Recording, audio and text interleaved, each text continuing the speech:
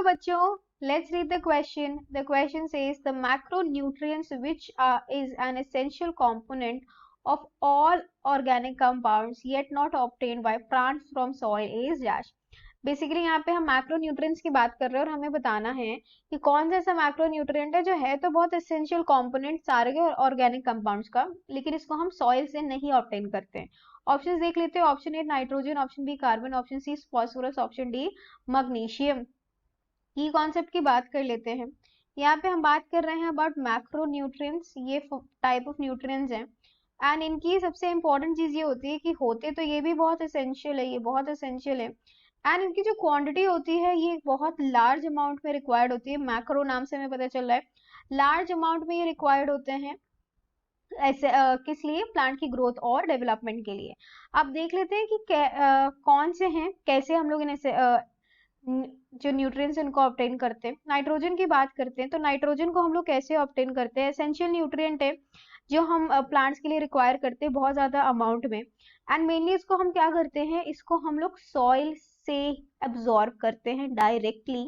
कैसे एब्जॉर्ब करते हैं? एज NO3, इस आयन के रूप में हम करते हैं इसको एंड कुछ जो आयन्स है वो ये फॉर्म भी ले लेते हैं, कुछ जो है NO2 का फॉर्म भी ले लेते हैं या फिर कुछ इवन NH4 का फॉर्म भी ले लेते हैं। तो इस तरीके से डायरेक्टली प्लांट्स जो है इसको क्या करते हैं, सॉइल से ही लेते हैं।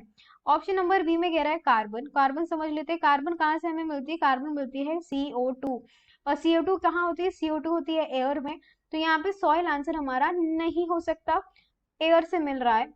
ऑप्शन ए हमारा कैंसिल हो जाएगा, ऑप्शन बी अभी सही लग रहा है। ऑप्शन सी देख लेते हैं। फॉस्फोरस भी हमारा एक मैक्रोन्यूट्रिएंट है।